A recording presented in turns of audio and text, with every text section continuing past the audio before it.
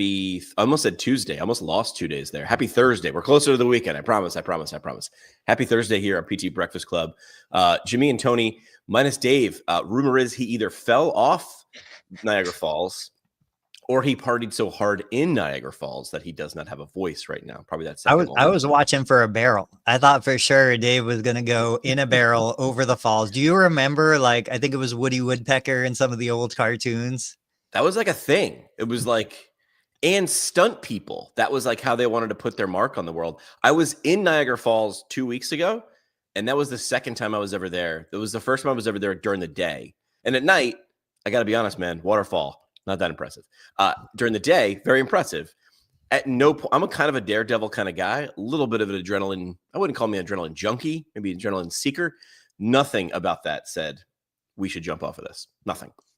So I remember, there's still people that will do it. There's like modern versions of what was I saying? The barrel. What is it? What were they going over in? In a barrel. Yeah, in a barrel. Yeah. Anyway, this was really all about attention, right? It's all about doing something to garner attention, to get eyeballs. Appropriate for today's topic, I want to talk about marketing. I want to talk about attention.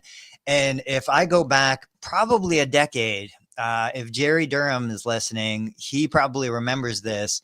He and I were some of the only therapists that were saying, you probably don't need more new patients. You probably have enough patients in your history, in your database. What you need is to get those patients to complete your plans of care. You need those patients to become lifetime patients, never quit, never stop coming. They always have a need. They always have a problem. And this is something that, while I still maintain, we don't spend a penny on marketing because we have a database of tens of thousands of past patients. I can always flip a switch and fill my clinic tomorrow if I needed to. There are therapists out there who do need patients. They're going from 0 to 1. They're going from 1 to 10, 10 to 100. So I was hoping we could dedicate today to talking about different marketing ideas, some strategies. I threw some stuff in the private chat. Yeah. But let's start with, the resources that people probably already have. Past patients. What are you thinking?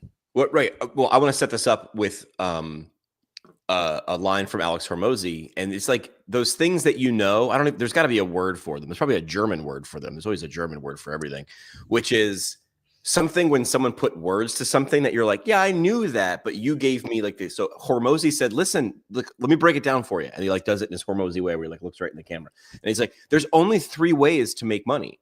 He essentially said, you get the people, you get more customers. There's your 0 to 100% of your capacity. Then you get those people, right, who you've already got to spend more money, right? Get them to spend $20 on an upsell, or you get those people to come back more frequently.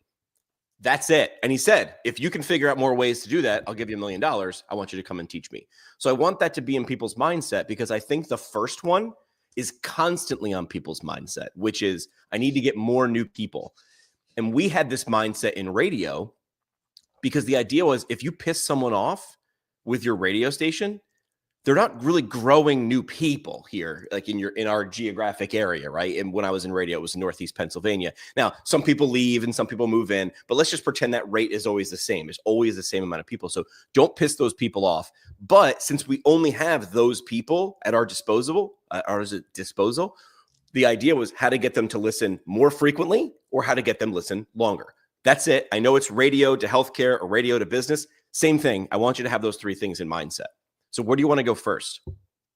Just kind of what are some, things that you're seeing right now on the media side, garnering attention that seems to be working? I can tell everybody, and I'm happy to share, for me right now across all social media, Facebook business page is outperforming everything else. It's the simplest thing. I'm still doing a little bit of paid ads just because it's fun and I want to figure this out. But the vast majority, well over 1 million views a month, all comes from organic content. Now I know that this is organic, spread across the whole country. It's not local. These aren't people that are coming into my clinic, but from an attention perspective, I just ran a report. I think over the last 90 days, I did around 4 million views, all organic, all totally free.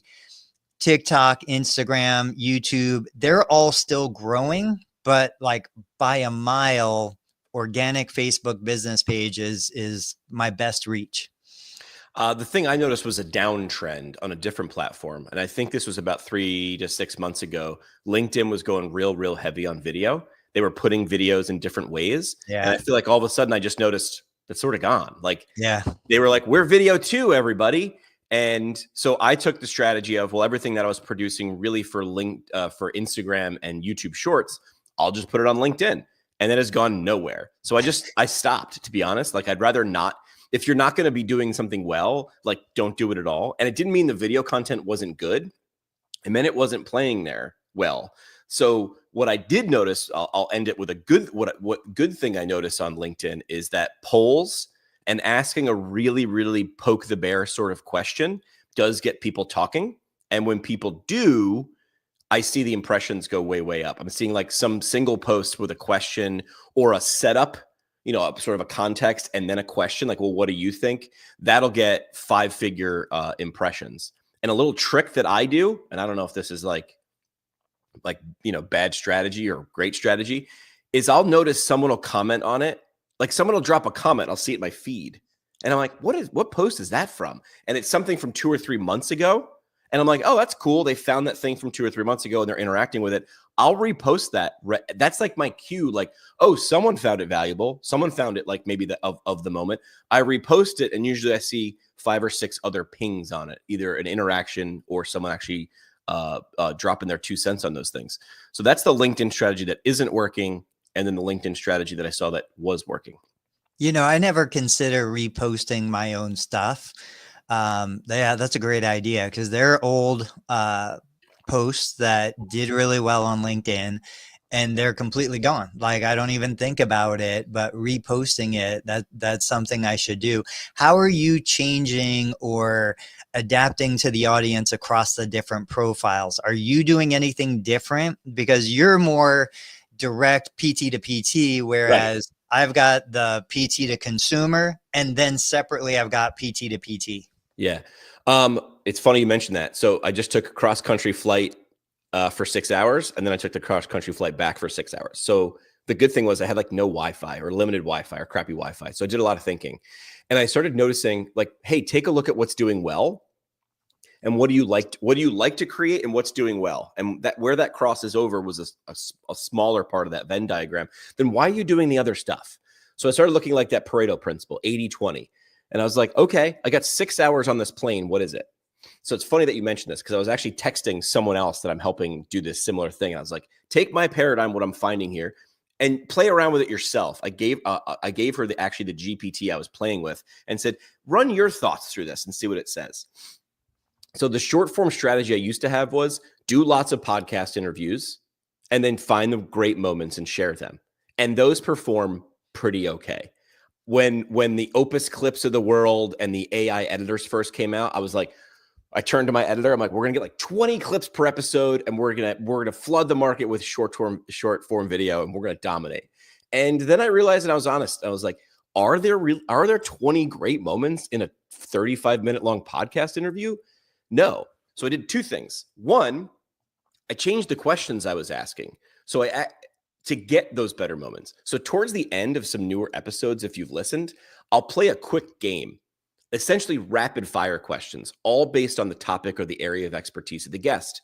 Really, that's a short form video question session, but I leave it in because it's pretty good. So I'll give them a question, sink or swim, like it or flush it, whatever I'm doing, I twist it to them. And I just say, answer, is it like it or flush it? And then why? 1 sentence why. So I'm taking those short form clips because you can share now up to 90 seconds or something, 120 seconds. And I'm saying those are great, but I don't know if I have 120 seconds of great. I'd rather have 15 seconds of awesome than 45 seconds of okay and 15 seconds of terrible. They're not listening. So I'm parsing everything down and I'm seeing the short form is doing really well. So what I'm doing is, normally you see those videos where Jimmy looks into the camera and Jimmy ruins healthcare. I'm coming up with those ideas on the spot and then saying, oh, let me shoot a video. I'm very reactive. So on the plane, I decided to get proactive. So I went into ChatGPT and found 5 pillars that I either want to be an expert in or I just like learning about. And I figure while I learn, I'll learn and teach, right? So the 5 pillars, I came up with 100 concepts each. So that's 500. And I'm going to create 500 short form videos and share those. And I'm not a math major, but when you create 500 short form videos, 100 each across the 5 pillars, that's more than if I shared a video a day for a year.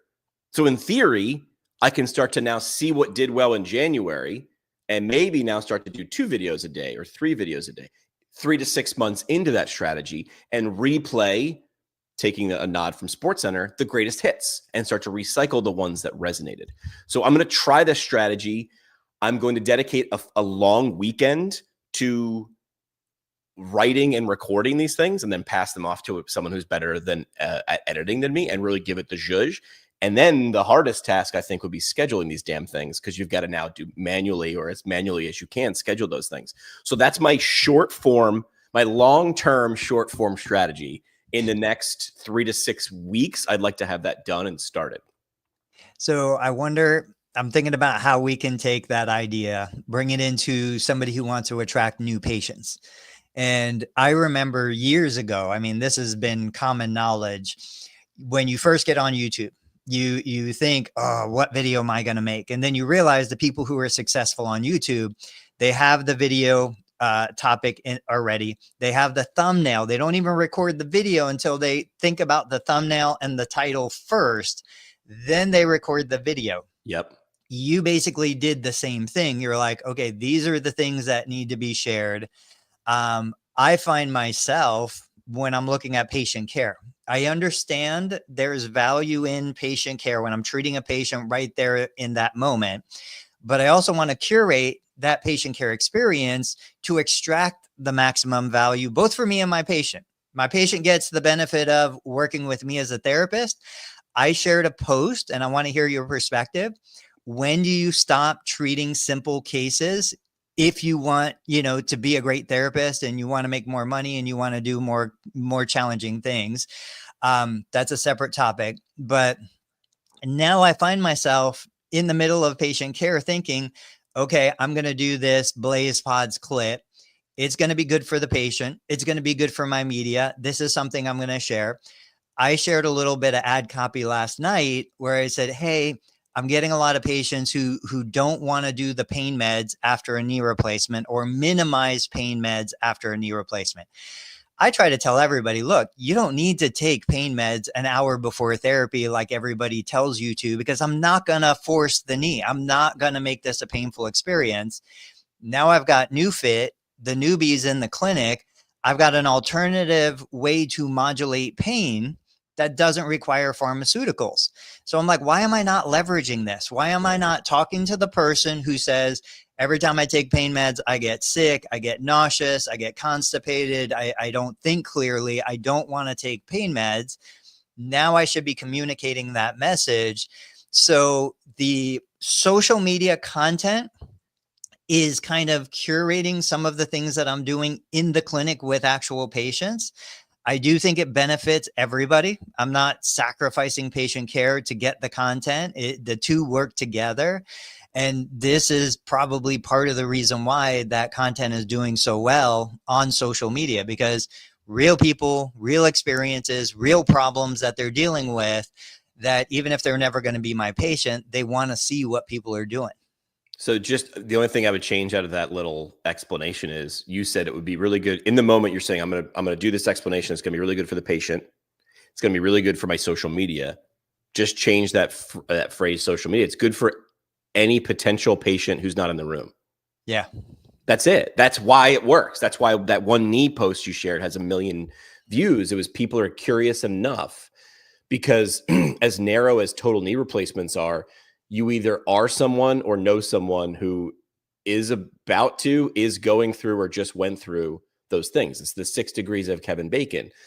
And it's curious, like, well, what is this, right? I mean, I get sucked into like these random corners of social media, these videos that I don't have any interest in, and yet it's interesting because it's weird. It's something I don't do or know, and therefore you've got me. So you had just said something, shoot, and I was like, oh yeah. So going back to, Think Media and a lot of the OG YouTube channels that just grew, they said, stop thinking about the algorithm, stop Yeah, thinking I about can't. how to game the system, and think of the audience, think of Yeah, the person who wants to watch the video. What does that person want to see? What is going to keep that person's attention?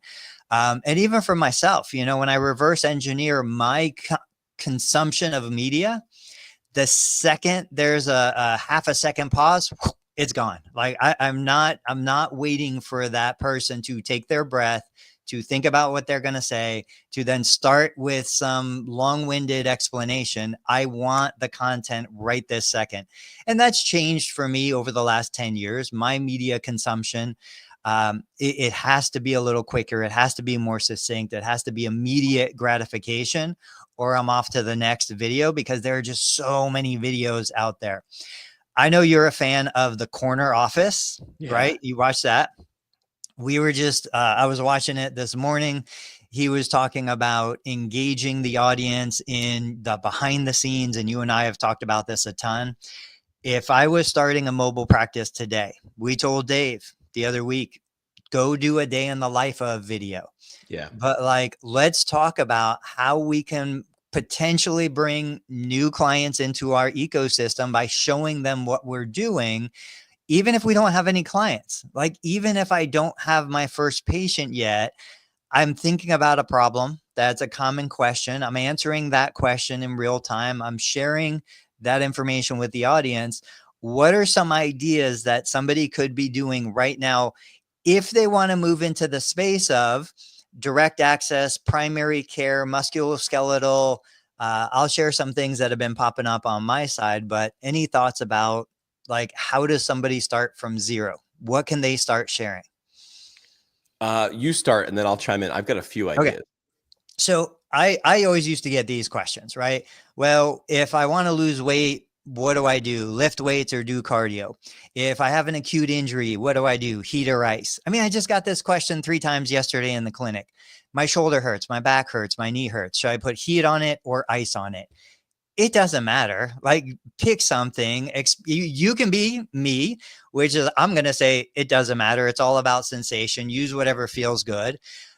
You can pick a side. Oh, it's an acute injury, you have to put ice because ice supposedly reduces inflammation. Or you go the opposite. You go counterculture and you say, don't you dare put ice on an acute injury because we want the inflammatory process to happen. Like, you pick something, but you find those questions that the consumers are asking and they're searching for.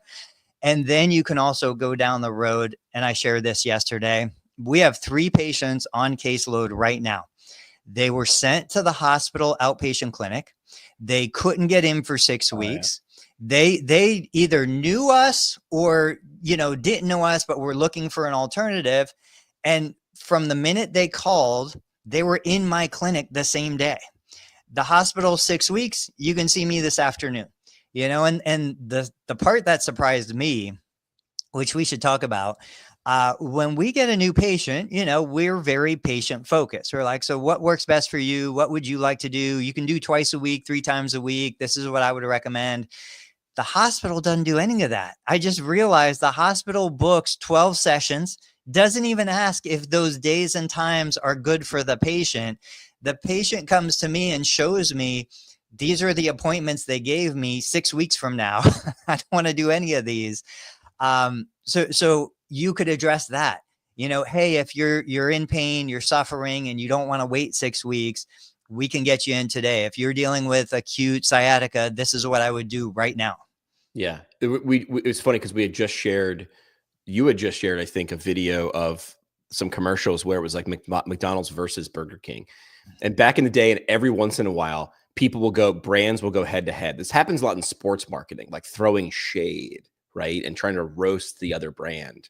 But could you, as an outpatient therapist, essentially highlight the problem of long wait times I think you could do it in a playful way, which is throwing fun. Like, that's super narrow though. I'm just worried that like you have to meet that person at the right time. And here's what I mean, because you aren't the only person talking about this. I feel like maybe you started it and a bunch of people chimed in, which is I go to the hospital for something, and next thing you know, I'm just scheduled for 12 visits at the outpatient clinic because this is what my insurance said I have to do, or my doctor said I have. I do not know that there are any options, so I just go. And that's really smart if you're work for the hospital. Like, I mean, you could be mad at them, but like, that's smart. They have a patient right there in front of them. They have an outpatient clinic and they go, I got you scheduled. And they're like, oh, okay, I'll just go along. Right. That's going to work a lot. So how do you wedge yourself in there? That's tough because you have to hit that person at the right time before they go to that first outpatient hospital site visit, right? I mean, that's a timing thing, or that's your whole thing. Or that's an ongoing pillar of we can get you in whenever you need it. It needs to be a big enough problem that that's your Avis, we try harder thing. So take a look at Lucas's comment here, but somebody mentioned something kind of similar to that yesterday. And basically somebody was saying, why are patients so passive? Why do they just let that stuff happen? And my perspective is because most of them don't really care. Most of them don't want to go to therapy.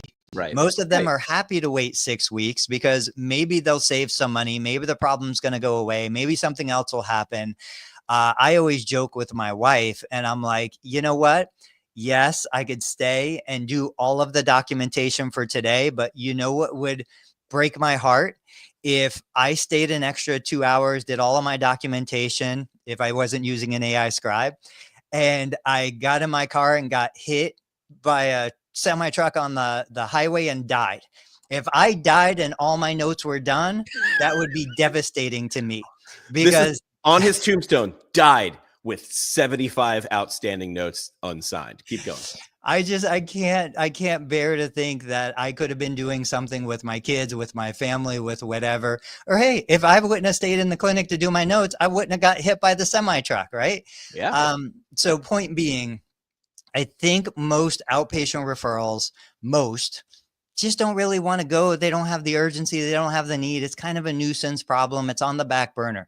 Now, the 3 that I have in the clinic right now that were sent to the hospital and then came to me, these are genuine problems. These are individuals that had acute urgency. They had real problems. They could not wait, would not wait, and they needed to see somebody right now. Ironically, these are the best patients. These are the patients that don't cancel or no-show. These are the patients that are more than happy to pay toward their deductible or the co-insurance or copay.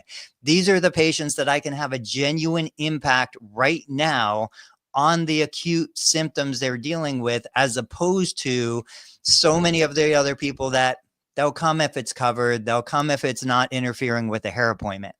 So we market the high urgency. And to your point, is there a big enough audience? Maybe not for somebody who's got 20 clinicians to keep busy. Right. But for a small provider, how many patient visits can I even do in a day? Right. You know, like, yeah, there's plenty of audience. Social media will get my content in front of the right people at the right time. I just need to put the content out there. So Lucas, let's read Lucas's post, his comment as he's live. Thanks, Lucas. And Lucas is coming up on the podcast pretty soon too. So looking forward to that.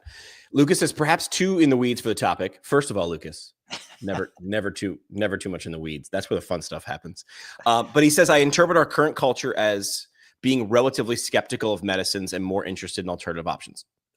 It'd be very difficult to disagree with that. Like, people are always looking for the thing that can do it faster, cheaper. The weirder it looks, the more it hurts, the more expensive it is, it must be better, right? Like, that's sort of coming true. Making the community primed to look for new ideas. What are your thoughts on current attitudes guiding some of our outreach ideas? Where does EBP fit into it? This is also like a roller coaster. When I first graduated, anything that wasn't like 100% proven and locked in, I would take a dump on, and I'd be like, that's dumb. I would look at people and be like, you're stupid. Maybe I wouldn't say you're stupid, but that would definitely be the thought in my head. And now I have, like, I don't know if I've completely flopped or flipped, which is, does it make you feel better? And if people are like, yes, I'm like, is it hurt? Is it the potential to hurt you? Like, no. All right, well, let's add that. Yes. And What else are we doing to that? So to Lucas's point, I think I'm right. I think I'm interpreting this right, which is like if someone says, I've got shoulder pain, I'm trying this cupping thing, and maybe cupping doesn't have the, evidence-based practice, the robust literature behind it to say that it's going to get the outcome it should. I'd say old Jimmy would say that's garbage. That's actually, Michael Phelps was doing it on the Olympics. That's why it's so popular. But other than that, it's just garbage.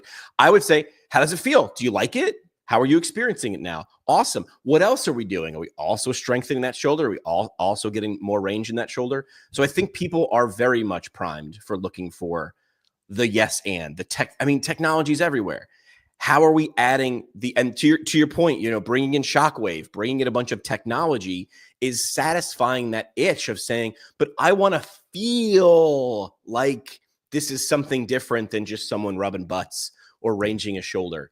And we know from psychological literature that we make decisions emotionally and then back them up with logic. I really like your shirt, Susie. I got it on sale. Like, I just said an emotional thing that I liked your shirt, and it's weird because females do this. Then they automatically go back to a logic. Like, well, I bought it because it was cheap. I made a good financial decision, right? Like, it's funny how we do that. So why aren't we playing into that? Why aren't we saying, I noticed this. How do I yes and this? And I think the issue is, we as a culture are generally more distrustful than we probably ever have been, likely because we have access to more information, both good and bad, positive and negative.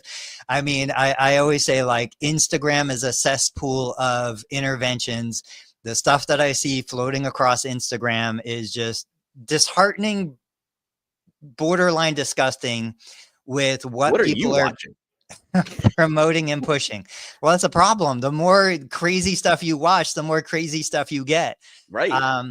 We should do an episode where we all open our Instagram and then we open our For You pages. Yeah. Just open them and then show them to the camera. What's on your For You page? But keep going. Well, now that my kids are old enough to get on the computer, I have to curate my, I need to watch a bunch more nature stuff to make sure my kids aren't seeing. You're over here watching landscape and duck videos just to get that, to scrub your For You page. On my Facebook, across the top, there are the whatever stories and stuff. Yeah. I'm like, I never watched this, and this is what Facebook is pushing my way. Clearly, Facebook knows more about me than I know about me. But anyway, going back to evidence-based practice, it's like, well, what evidence are we looking for? To your point, there's evidence in marketing, there's evidence in psychology and how we consumer behavior. Yes. The evidence in, quote, physical therapy, I think it's pretty weak. We can look at so many interventions that have been disproven. We can look at surgical interventions that have been no better than sham. We bring in some of the behavioral stuff. If I make a big enough, theatrical event around an intervention, it's going to be more powerful. We look at placebo studies. We look at all of those things. So I think we want to say, oh, well, very clearly the evidence suggests you do this and this and this, and you will be fixed. But there's more evidence about, do you like your therapist? Do you trust your therapist? How much did this intervention cost? Was it free? Because it's free, probably not going to be as effective as if I have to pay $1,000 for this. One of my favorite, I can't think of her name right now. She is a researcher. She's got a ton of research on tendinopathy. Maybe her last name was Cook. Anyway, she says, look, if I charge $1,000 for therapeutic exercise prescription, it is going to be more effective than if I give it away for free. Wow. So what evidence are we choosing to support the decisions we're making in the clinic? Because we can probably find evidence to support whatever we want to do. The funny part is this parallels several different conversations that we're having at once in a couple different Facebook groups that we're in, which is one, should PTs only be doing evaluations? Well, I'm angry I'm not making more money, but I know the more I do these things, the less money I make. So what I'll do is keep doing those things, keep getting mad, and keep posting on Facebook about how angry I am at the insurance company. I got news for you. The insurance company is not in your Facebook group, and they don't care, and they're not going to care. So it's funny how people will bitch about the same thing over and over again and not change anything to get there. while treating patients that are bitching about the same problem and not getting anywhere while you're telling them this. So while I see those therapists bitching about patients who don't do anything to get anywhere while they're bitching about not getting paid but not doing anything different, this is a hamster wheel. And it's the people who do the different things that leave. And we never hear from those people again. We assume they drop off. Nope. They listened, took the advice, found a different way, are doing a different way. And now they have, wait for it, nothing to bitch about. That's why they're not in there bitching and they're not in those conversations, because they understand. What's the phrase from, is it Ben Franklin? I don't know. It's one of those old guys where it's hard. It's harder to convince someone that they've been fooled. Like once you've been fooled, it's really hard to unconvince. Someone's going to drop it in the quotes. Ask ChatGPT. But it's easy to fool someone. It's super hard to convince them that they've been fooled because they have to emotionally admit they fell for something or they're not willing to change. And that's hard because you have to admit. Scott is asking about a treatment thing. Do you think that's why cold laser treatment has never really exploded since patients don't feel anything happening? Oh, I see what you mean. Like if cold laser had a setting where it could feel colder. I was just in a doctor's office the other day. He had an entire part of his facility based on one of those cryo chambers. And I was like, how's this doing for you? And he goes, oh, it paid for itself 6 years ago. He goes, now it's there. And I brought up, we talked about low ride out before, right? No, I don't think so. So low ride out is a concept that I learned from Disney. Let's say Disney has 100 acres in his park, right? You've been to Disney World or you've been to a park like that? Yeah. So you pay one price, you ride as many rides as you want. You're only limited by your time and how long you want to stand on a ride. You can go ride 50 crappy rides, or you could ride 6 really good rides. That's just how time works. So ask yourself why, before you get on every ride at Disney World or Disneyland, there's those 3-prong things, the turnstiles. Like, why are they there? Is it crowd control? Like, no, they're counting. This is consumer behavior in plain sight. So what Disney said was, every year we look at the counts on all the rides, and we don't keep the teacups around because we've always had the teacups.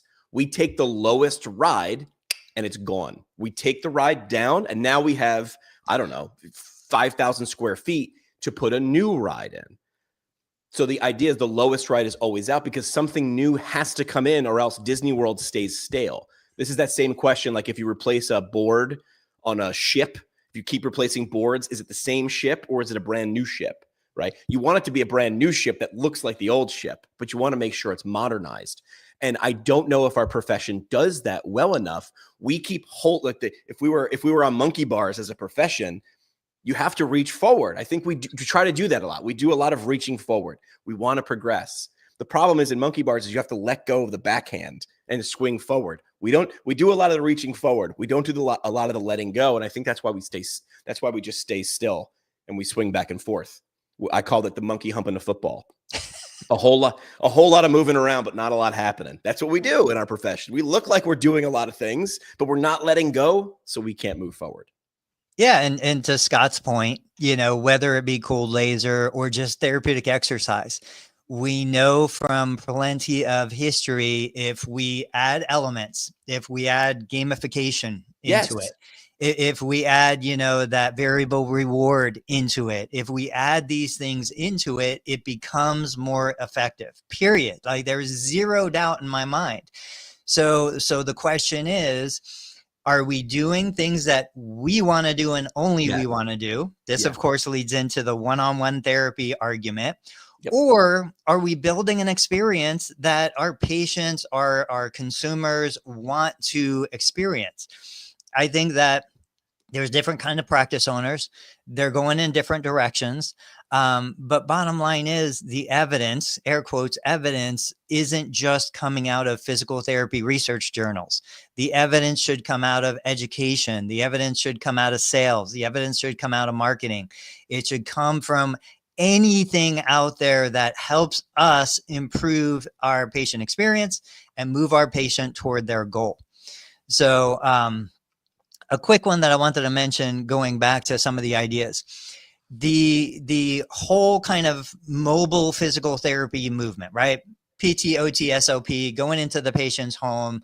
Like they're struggling because they don't have a physical location. They don't have brick and mortar to lean on. And so I was talking to ChatGPT the other day, and I was thinking about, again, what other professions outside of healthcare kind of do this, and we talked about lawn care. We talked about home services, plumbers and electricians and things like that. But I was like, well, what about old school Tupperware parties, Pampered Chef parties? How can we leverage some of those networks for a mobile therapist who wants to step into that space? I think that there's a huge opportunity because there are still, I'm gonna say there are women. It seems to be more popular for women who are doing house parties, but they're getting stale and they're looking for new ways to do this. So is there an opportunity for a mobile clinician to step into, whether it's the essential oils or any of that stuff, bring what we do, combine it with the physical product sales, generate that house party, and now start to generate clients and new leads from that? What are you thinking? It's weird that you bring that up. I am listening to Dr. Robert Cialdini's book, Influence. Are you familiar with that one? Essentially, Sure, yeah. He's like the psychologist who essentially figured out like the levers that make people make decisions. And I'm listening to that book. And he's got such a great voice, like late night radio DJ voice, like super chill. Sounds like the coolest professor you'd ever do. And he brings up Tupperware parties. So here are the reasons. And I guess we need to explain. So Tupperware parties, we need to be important. So according to Cialdini, according to Tupperware, there is a new Tupperware party starting every like 15 seconds somewhere in the world, 24 hours a day. That's how effective these things are. They had to stop selling Tupperware at Target. They stopped because it was affecting the Tupperware parties because the Tupperware parties are just better at it. So instead of buying one thing, the average consumer was buying like 10x the amount of Tupperware parties. So a Tupperware party essentially is if Jimmy was like the New York Tupperware or the Ohio Tupperware rep. I work for Tupperware and I find Tony and I go, Tony, you're a good guy. You're connected in your town. Everybody loves Tony in Ohio. You're going to throw a Tupperware party and here's how it works. I'm going to bring all the Tupperware. I'm going to bring a gift for everybody that you bring. So Tony throws the party. Tony brings the people to the party. I'll help you structure the party. I'm going to show you how to make this party great, but it's going to be based on Tony. I'm in the background. I'm just here. I'm in the background. This is Tony's show.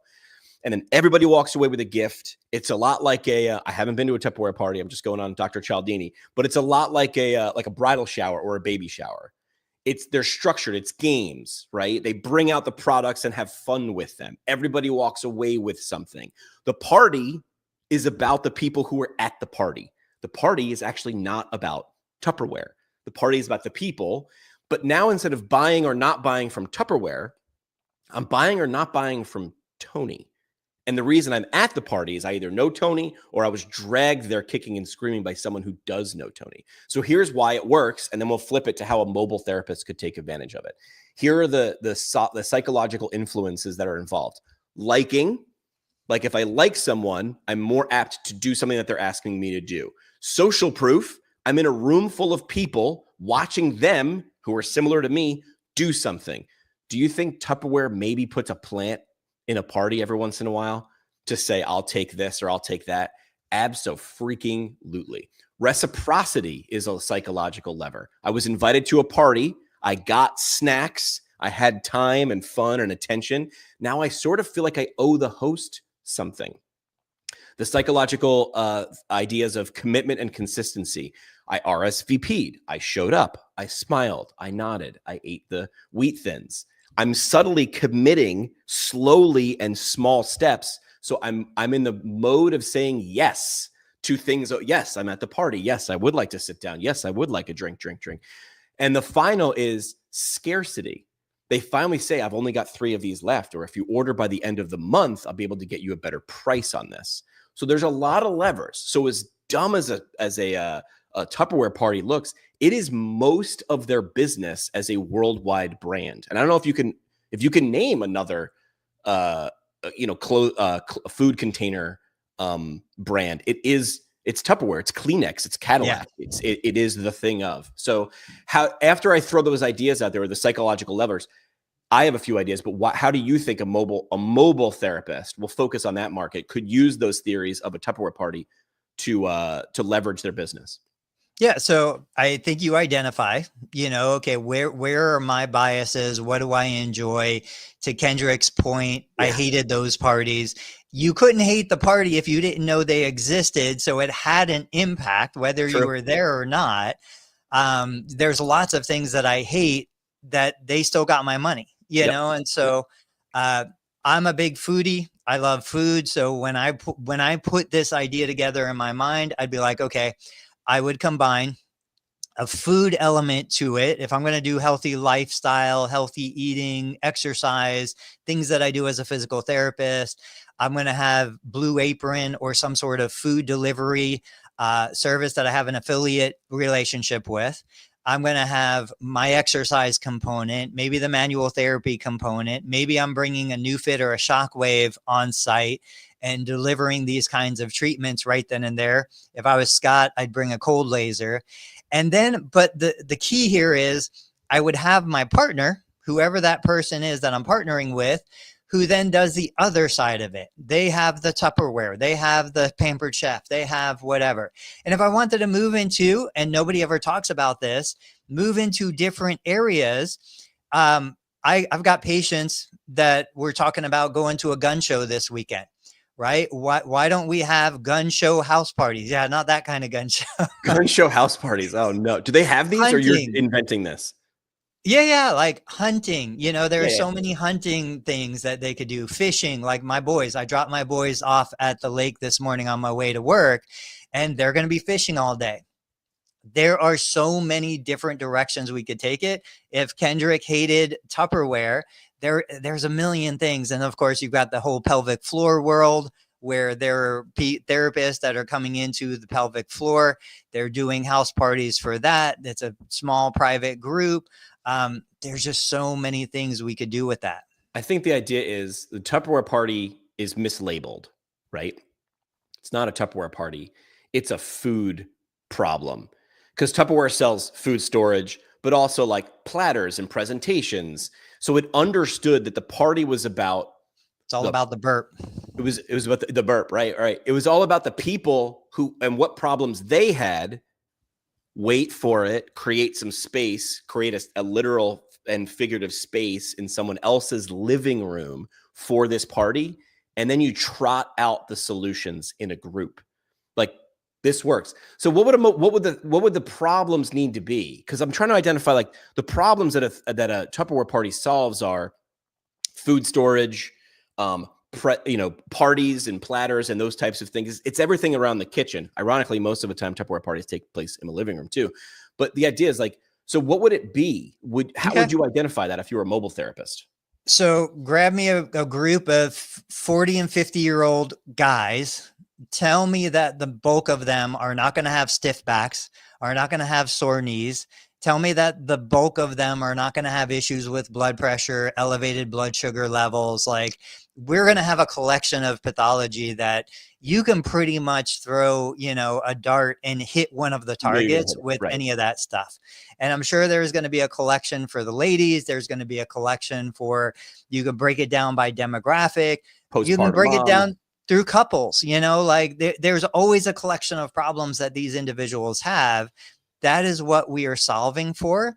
Like you said, it's not about, for Tupperware, it's about not wasting food, not feeling guilty, even though you're probably still going to throw it away after a couple days.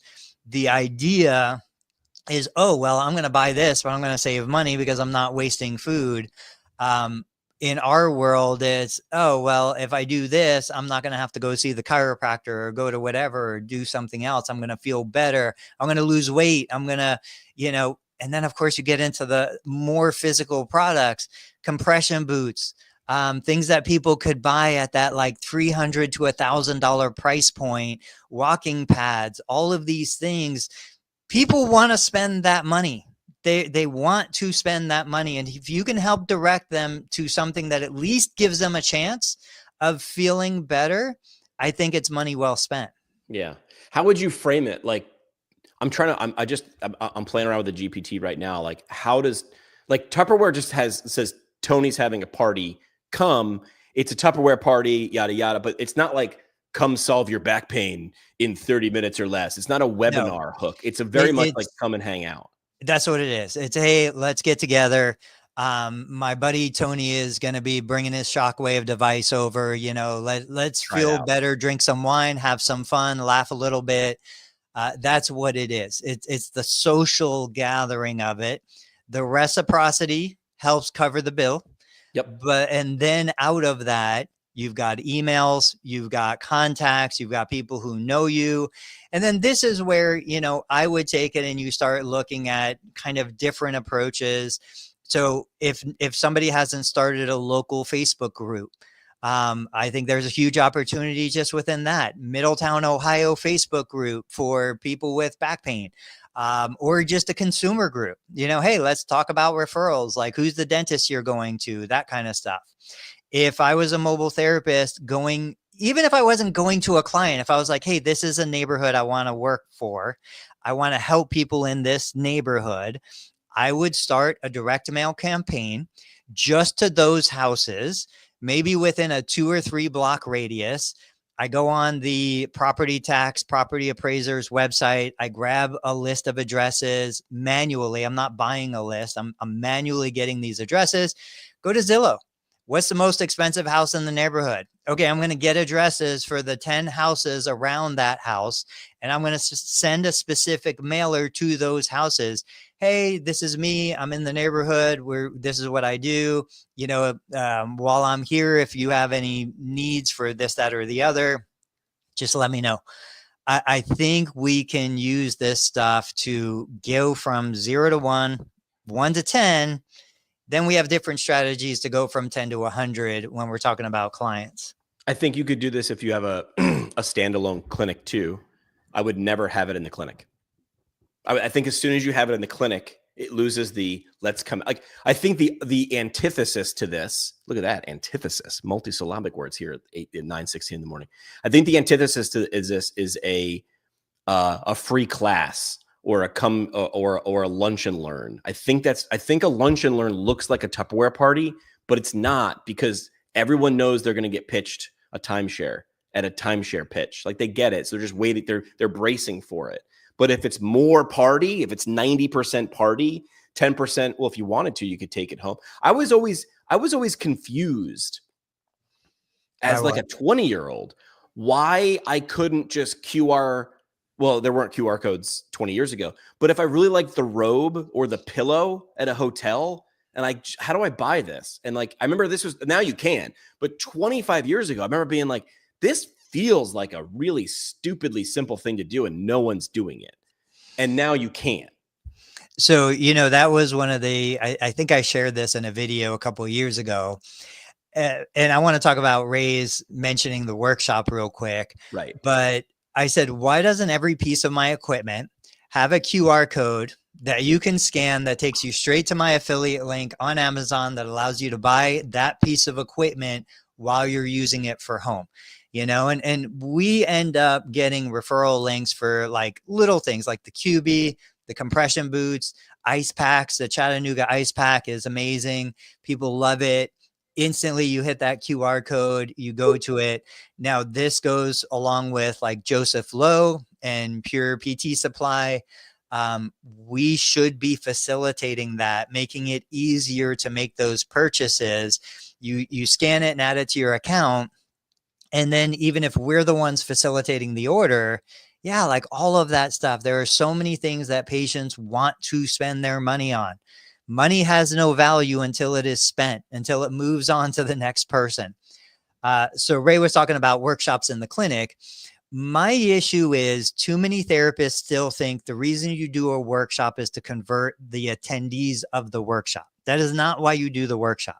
Okay. The only reason why I've ever done a workshop is because I feature a physician, a referral source, who is the, you know, headliner of the show. That physician comes in. We talk about specifically what they want to talk about.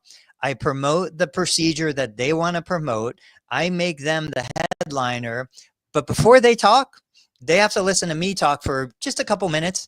Hey, this is what we do. This is how we do it. This is what's going on. Okay, enough about me. Now the reason why we're all here. Let's introduce Dr. Scott Albright, non-surgical orthopedic, who's doing amazing things with stem cells. He comes in, he gives his spiel. Maybe he gets a couple referrals from the audience. I don't care if I don't get any, because now the reciprocity, I did something nice for him. I guarantee I'm going to get referrals from him now. And he's seeing hundreds of people a week who need my services. That's why you do the workshop. You do the workshop to get the referrals from the featured physician or referral source that you're promoting. You create this. You are the stage. You are the amphitheater. Like, I want people to start thinking of that. Like, you are now can be the amphitheater that puts the headliner on stage. And I know this is counterproductive, but I want to be featured. I want to be the one in lights. I don't know. I think I'd rather own Ticketmaster than be a rock band, because Ticketmaster is going to be everywhere. I've got to steal this strategy. Can I share it with you? Yeah, please. Let's do it. Excuse to play the funny intro. Okay. Steal this strategy is going to be, I know this is going to shock you, but it came from me being in a bar. And have you ever been in a bar, Tony, and seen a wall of mugs or mugs hanging up from the ceiling, either with names or with numbers on them? Okay. Yeah, 100%. So this is a pattern interruption, because this is not in every bar, but it's in a lot of bars. It's a lot of college town bars where they're going to get repeat customers, right? The students are going to come back, or like a local bar, right? So this is a mug club. So some bars have them. You pay a fee and then you get a number. I was in a mug club where like 23 was like Michael Jordan, or 99. Like that was a number. You couldn't get it. You had to put your name on a list. So I could have 12 until I was a senior, until someone gave up 99, right? So that's the idea. Is every time you come in, you get to say, I'm Jimmy. Here's my idea. I'm number 47. That's me. Pull that down. So your mug gets pulled down, and now you have this cool social proof, because I'm one of the people. Now there's one missing. Here I am. I paid for that, but maybe I get like a buck or two off of beers. Where do you think I'm going to go over and over again if I've paid my membership? And now I sort of feel like a little bit like Norm. Yeah. Rest in peace, George Wendt. I feel a little bit like Norm, and I get like perks. Maybe I get a free Uber ride for every $100 I spend, or maybe I get let in the bar an hour early, or I get a free nachos or something like that. So it's not about the drink. It's about belonging. It's about where everybody knows your name, or at least you feel like everybody knows your name because your mug is on the wall. Here's why it works, according to Dr. Cialdini and his ideas on influence and levers. Scarcity. If I were to do this, I would do 99 mugs, 99 bottles of beer on the wall, right? I would play with the 99. Plus, you still get Wayne Gretzky's number in there. Status, your mug, your name, or your number, quite literally visible prestige right there. Identity, once you're a mug club member, you act like one. Like, once you're a member, you act like one, not the other way around. Like, first you have to make me feel something. This is the same way with children. When you start complimenting on a little behavior, when you say that's who they are, hopefully they start to make it part of their identity. And consistency. You paid for this. You have to show up to sort of justify that logical reason of why you dropped $100 to be in a mug club. This is also the same reason that a lot of bars will have softball teams or dart leagues. Consistency. And then unity. I'm in the club. You're in the club too. This is like the members only jacket, right? Concept. So how would I use this? I don't know. I think, Tony, you're doing this right now, right? Like, you have not only therapy sessions, but you have like movement members, like almost like a gym membership, monthly, annual, or wellness plan alumni club, discounted performance visits or tune-ups. If you're a member, you pay in, right? This is Amazon's idea, right? Free shipping. You're paying for it. Like, you're paying for it. We know this. I know this, but I'm not giving up my Amazon Prime membership because it just feels really, really good. And then how about recognition? How could a therapist or a clinic use this? Social media shout outs, exclusive gear. Like, the visuals say everything. I got this because I'm a member. You can't buy this anywhere. So I saw the mug club and I was like, I feel like there's too many psychological levers not to pull on in healthcare. And the bar is so low in healthcare in terms of innovation in marketing and something like this, that if you did a little bit of it, I think it would go a long way. And that's my steal this strategy. Man, I love this. I'm trying to think of like, what is the thing that replaces the mug in our clinic? You know, if we were more of like a strength-based club, I could see having, I see it on Facebook and stuff, that like thick handle dumbbell or things that people have to be able to grip and lift.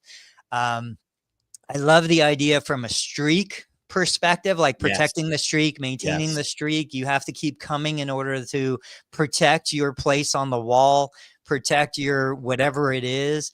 If you quit, if you stop, you know, you lose that. There are so many elements in this. The question is, what's it going to be? Like typical physical therapy, are you going to get a yellow TheraBand? Yeah. Like, No. are we gonna Name. go martial arts academy and be like, you go from the yellow TheraBand to the red TheraBand to the black TheraBand, and it's like a bell system? I don't know. There's got to be something there. So I thought about this, and I thought about names on the wall of everybody, like a plaque, right? So there's your name, member since, because I want to show streak, how long this person's been a member. And then I would do something where everybody's name would be reset on the first of the month. And then if you visited, you have to at least come once, obviously, right? And now it's like visited in June, whatever the month is. And then if you've done 10, now you get moved over. Not only have you come once this month, it's 10.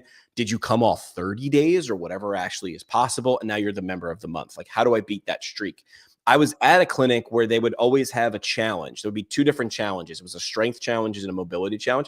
It was just written on a dry erase board, but whoever had the fastest time or the most whatever per capita, like it wasn't just a straight up lift, it was per capita.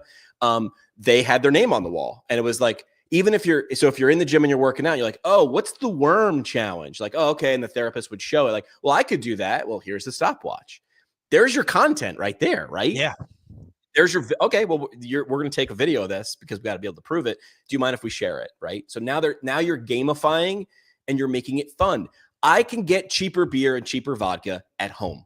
I go to a bar for everything else because I want people to know my name. I want to be seen at places. So how do you take that? So I like where Scott's head is at as a t-shirt. I don't know that I'm wearing the same shirt every time. I think you give out gear, but there's got to be something when I walk in every time that pulling the mug down or I'm checking in and your front desk person moves the name over to they're in the house or if they've been in the house or there's some play there. And it could be 100 different ones, whatever one works for you. And that's my steal this strategy. Yeah, I love it. It's got to be up on the wall. It's got to be visible. You know, I'm thinking of some of the old stuff where like you have patient success stories up on the wall. But again, those are people that have succeeded and left. We Right. want somebody who's succeeding right now every single day. I love the idea of the buy-in, but I prefer the buy-in to be a physical accomplishment. You lifted this much weight, you did this many reps, you attended this many sessions, like whatever it is, it doesn't have to, you know, it can match the culture of your business, but the buy-in and the commitment has to be there so that, again, if they stop, they lose the streak. You want to protect that streak. How many days did I attend? How many reps did I do? And then go ahead. There was a World of Beers near where we went to PT school. We went there 3 days before PT school started. And if you had, I don't know, 100 or 1,000 pints or whatever, you actually got your name on a plaque on the bar. And I joined that club and I paid my whatever. And I was like, I'm going to come here all the time. And then I never went back. But they got my money because the beers are too damn expensive at the World of Beers. I was like, dude, man, I want a Miller Lite or I want a Corona right now. Like, I don't want to spend, $9 on an IPA and you had to have different beers every single time. So they were trying to move their inventory too. So they understood the game and they got my $25 or whatever. But then I stopped. So I love the Versa Climber. That was one piece of equipment I always wanted, but I knew nobody would ever use it. Yeah. Real quick. So I'm going to say this is my parting shot because I know we're running out of time. You mentioned moving inventory. I was listening. I think it was Corner Office again. They were, no, it was somebody else. They were talking about a stock market for beers. Did you see that? Yeah. I've been in one of those bars. Okay, I've never heard of this. This is fascinating to me. So basically, the more people were ordering a certain beer, the price of that beer would go up, but then there would be less popular beers that had a lower price. You could purchase different beers at different price points any time of day. Again, I don't know how you bring that into our world, but it's a gamification strategy that makes it more fun, more exciting. And if we're going to talk about research, evidence-based practice, this is the evidence I want to follow. I want to follow, how do I get people to want to move more? That's the only thing I care about. How do I get people to want to move more? That research is not in physical therapy. Or it's this small. That research is in psychology. That's Pokemon Go. Like someone should do a master class on Pokemon Go and go, yes, how do I figure that out? Or how do I get Pokemon Go? The funny part is so my parting shot will be the monkey bars, as I make this monkey bar motion, is I know you want to gamify and I know you want to move forward. The only way to do that, to truly move forward, is you got to let go of some of the old things. You have to do low ride out. The only way for Disney to put in a new ride so people would go, I've got to come back. Disney understood. I got some freak Disney people. I love you, but going like 3 times a year as an adult is a little weird for me. But those people are always going to come, right? So you're getting new people to come, or how do you get those people to come back and spend more? Disney had to get rid of the teacups eventually or something, because he only had 100, 1,000 acres, whatever it was. So he let the audience tell him, not with the survey. They voted with their time. The whatever ride got the fewest turnstile spins is gone. And it just it disappeared. And people were pissed emotionally, but then why didn't they ride it? They would have told you they loved the teacups, but it's boring. So they had to move that out so they could get the new Star Wars ride in there. We're back on Tuesday. Dave Kittle will most likely be here unless he's still got that voice issue, or he's gone over the falls in Niagara Falls. Take a listen to the Dave Kittle Show, learn Medicare billing, and we should probably start growing the Facebook group or do a side. I was just thinking, like, you just talked about creating community around a mobile therapist or whatever. Maybe I know we capped that one Facebook group we're at 1,000 people. I like that scarcity. Maybe we have a different one, or maybe we only let 100 people in if they can prove they somehow did something, right? We'll talk about that on Tuesday. Have a great weekend, guys.